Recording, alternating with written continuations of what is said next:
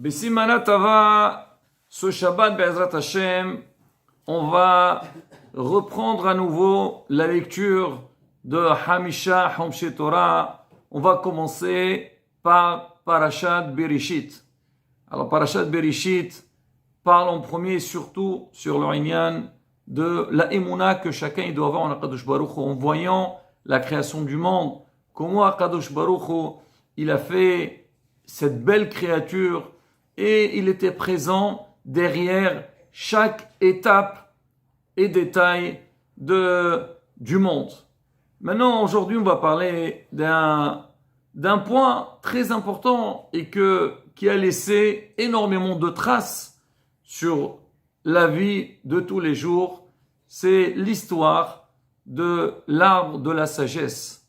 On connaît tous Aïs Sadat, Kadosh Baruch Hu dit à Adam Arishon, il lui dit, U'ma'at Sadat, fais attention, tu as tout le jardin, Gan Eden, donc il manque rien, il y a tout dedans, tout est permis pour toi. U'ma'at Sadat, seulement, donc l'arbre de la sagesse, il ne faut pas y toucher.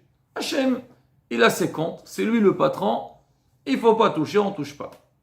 Il y avait le serpent, donc comme son nom l'indique, un vrai serpent, il vient chez la femme, il la séduit, et en fin de compte, la femme, elle mange de Aït Sadat, la femme, elle a eu peur, elle donne à manger à son mari, et lui aussi il mange, et lui il tombe dans les pommes.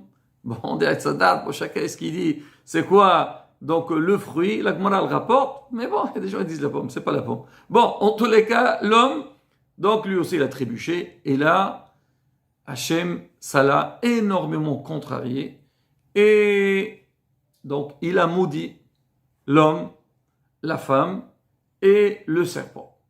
On va essayer de voir à Rabotai, est-ce que les malédictions qu'il a fait à Kadosh Baruch Hu, c'était vraiment des malédictions ou pas? On commence par l'homme. L'homme, qu'est-ce qu'il lui dit? Il lui dit Beza'at apecha tochal lechem. Avant, c'est marqué que Adam Arishon, quand il était dans Gan Eden, il était comme un malach, comme un roi. Il y avait tous les malachim autour de lui, il lui servait tout ce qu'il voulait. Mais vraiment, il manquait de rien. Donc, comme son nom l'indique, Gan Eden, le jardin d'Éden. Donc, c'est le top des tops. Et tout ce qu'il voulait, tout ce qu'il avait besoin, Hachem, il lui a donné. Maintenant, il lui a dit, c'est fini. Aujourd'hui, pour avoir ce qu'on appelle ton gain de pain, tu dois transpirer, tu dois travailler. Et on sait tous c'est quoi ça? C'est quoi travailler? Et la parnassa, aujourd'hui, pratiquement, les gros problèmes du monde, c'est à cause de la parnassa. Le fait qu'on est derrière, donc on a besoin de travailler, on a besoin de gagner d'argent pour assurer donc notre survie et notre entourage aussi. Donc c'est un travail qui finit pas et l'homme, il est très perturbé par ça. À la bataille, c'est une grande punition a priori. La femme, il lui a dit, elle va avoir donc des douleurs pour l'accouchement, mais on va dire la grande malédiction, il dit, donc ton mari, c'est lui qui va te commander, c'est lui qui va te gouverner. Et le serpent, donc il lui a dit, toi c'est fini, tu mangeras du sable toute ta vie. Rabotai, on va essayer de réfléchir ensemble. Nous, on sait, par exemple, au sujet de l'éducation. Si on voit quelqu'un, il a fait une faute, le but c'est quoi? D'accord, on doit le punir. Mais la punition, pourquoi? La punition, pour l'éduquer, pour que la prochaine fois, donc, il ne refait pas. Il faut qu'il y ait derrière ça, comme on dit, un but, un intérêt. Kadosh Baruch Hu, toi, tu es Boré Olam, tu as créé le monde. C'est vrai que l'homme, la femme, le servant, ils t'ont contraint. Mais pourquoi leur donner quelque chose de tellement difficile? On le voit dans notre vie.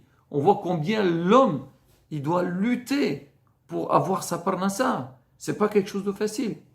Hachem, la punition, elle est trop dure. Et donc, qu'est-ce qu'on a gagné avec ça? D'accord, punis l'homme, je sais pas, tu l'as renvoyé de Gan Eden, il mérite plus. Mais comme ça, avoir cette souffrance-là, c'est quoi l'intérêt de tout ça? Rabota, écoutez, cette explication, c'est une explication qui est basée sur les paroles de notre maître Rabbi Moshe Lev Ezer Sadeh Kadosh Lebracha, mais vraiment, c'est une lumière pour nous. Alors, Rabotai, Haz Veshalom, que Akadosh Baruch Hu cherche notre mal. Hachem, il cherche notre bien. Mais Hachem, il connaît la nature de l'homme. L'homme, malheureusement, il est de nature. C'est quand il a tout ce qu'il faut, il oublie le monde entier. Ah, c'est sûr que son entourage, il va l'oublier. Et aussi, même Akadosh Baruch Hu. Qu'est-ce qu'il va faire l'homme? Comme c'est marqué. L'homme, quand il commence à grossir, à se remplir, il va tout rejeter. Il tient compte de plus de personnes. Alors donc, et ça, c'est un des gros problèmes. On dit, Machal Emad Davardomé, à quoi ça ressemble? Un papa qui était très riche. Il sait que son fils, on va dire, il fait ses études, il habite loin, et il a besoin d'argent. Alors le père, il réfléchit, il dit, voilà, il fait le compte, combien mon fils il a besoin, et il lui dit, d'accord mon fils, tu as besoin, un exemple, on dit, je sais pas, 10 000, 20 000 euros, voilà, pour faire tes études, il lui fait un chèque, il ouvre un compte, il dit, tiens mon fils, tiens, voilà, serre-toi, et réussis dans ta vie. Rabotai, l'enfant, une fois qu'il a acquis cette somme d'argent, il a tout ce qu'il faut. Est-ce qu'il va avoir un contact avec son père? Peut-être de temps en temps. Ou quand chaque fois son père l'appelle, il va répondre. Mais une fois qu'il a eu ce qu'il faut, il risque, Hazbe Shalom, donc de laisser tomber son père, l'oublier. Il reviendra le jour qu'il n'a plus rien. Un père qui est intelligent, bien sûr, il donnera ce qu'il faut à son fils. Mais qu'est-ce qu'il fait? Il dit, mon fils, pas de souci. Combien tu as besoin? Tu as besoin de cette somme-là? D'accord. Moi, j'alimente chaque fois que tu as besoin. Tu viens me voir et je te donne ce que tu as besoin.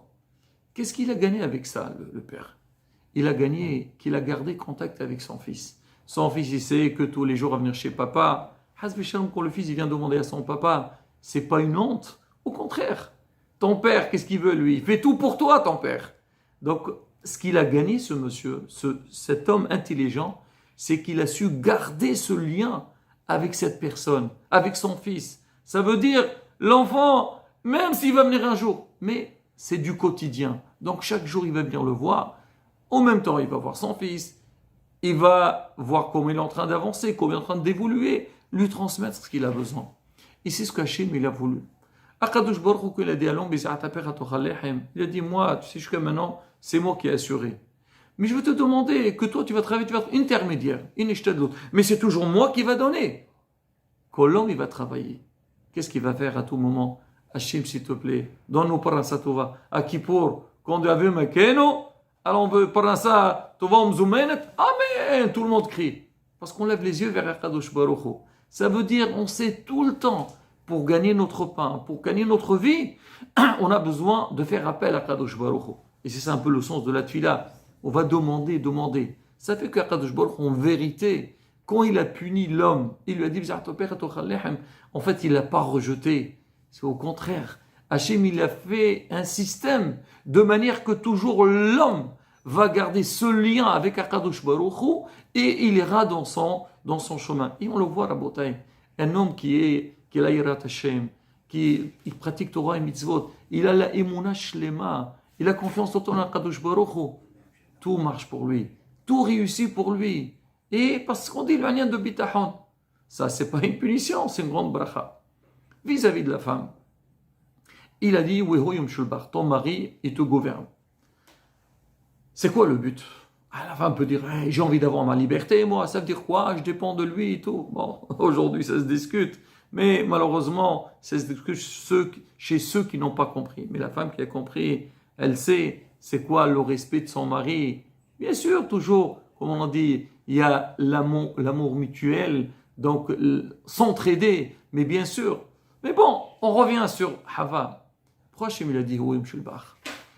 Hachem il a vu que c'était quoi la faille de Hava? Hava c'était une tzadeket. Mais la pauvre, il y a eu ce serpent là qui était à côté, il lui a tourné la tête. Donc, elle était surtout, elle est sensible, la femme de nature, elle est sensible. Qu'est-ce qu'il a fait? Il a fait tomber. Qu'est-ce qu'il a fait, Akadosh Baruch Hu? Il a dit pour que la femme ne tombe plus. Maintenant, je veux dire qu'elle dépend toujours de son mari. Elle sait dans son esprit que chaque chose que je dois faire, je dois demander, je dois consulter, je dois discuter avec mon mari. C'est pas Shalom, une question qui gouverne et c'est qui le patron à la maison. Non, je sais avec qui, j'ai une référence avec laquelle je partage mon avis. Le serpent, il est venu me parler. Monsieur Serpent, d'accord, c'est bien, beau ce que tu m'as dit. Mais attends, je demande à mon mari.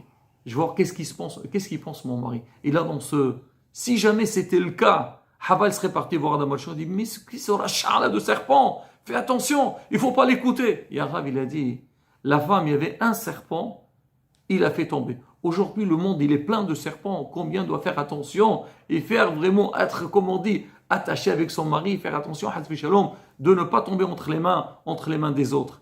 Donc, Rabotai, c'est une bracha ou pas? Ça veut dire quoi? C'est qu'aujourd'hui, tu vas avoir avec qui discuter. Tu vas avoir à qui prendre conseil. Et ça, c'est une grande bracha. Ah, maintenant, on va arriver au serpent. Le serpent qui était le vrai rachat, celui qui a fait tout, Hachem lui a dit, écoute, tu sais toi, je veux plus de toi. C'est vrai qu'Hachem lui a assuré sa parnassa. On aurait pensé que c'était la plus grande bracha. Il lui a dit, est-ce qu'on a vu un jour un serpent n'a pas de quoi manger? Voilà, le sable, il est partout. Alors ça veut dire quoi? Que Hachem, il ne veut pas que ça revienne. S'il te plaît, je n'ai pas de quoi manger. Tu peux me donner quelque chose à manger? Ah, j'ai fait tchouva. Non, serpent. Toi, tu as abîmé le monde. Tu as tout esquinté. Je veux plus de toi. Tu es rejeté. Et vas-y, tu as quoi manger? Je veux plus de contact avec toi. Donc, qu'est-ce qu'il a fait Hachem? En fait, avec quelque part qu'on croit que c'est des malédictions, Hachem, il a serré les choses. Il a fait en sorte que moi, j'ai fait une créature dans laquelle j'ai mis l'homme, qui est Bihir Abri'a. C'est lui, donc, le plus important de toute la création. Que l'homme, il soit tout le temps connecté avec moi. Sa femme, elle sait qu'elle a un mari avec qui partager. Et là, Bezrat Hachem, il y aura, comme on dit, le monde, il ira comme il faut. Et Rabotai, si on réfléchit, aujourd'hui, ce qui se passe dans le monde, avec tous les problèmes qu'il y a, le Covid, les maladies, on est tous perturbés, on ne sait pas quoi faire. Rabotai, si on réfléchit, tout ça, il faut savoir que l'homme, il doit dire, Hachem, c'est lui le patron du monde. Regarde le monde, comment il a tourné, comment il s'est abîmé. Pourquoi? Parce que justement, on n'est pas dans le bon sens. On n'est pas dans le sens qu'Hachem, il cherche. Et bien, en faisant ces efforts et en s'adressant à Kadosh Baruch Hu, on aura toutes les bénédictions à Mekara son Shabbat. Shalom, on vorach.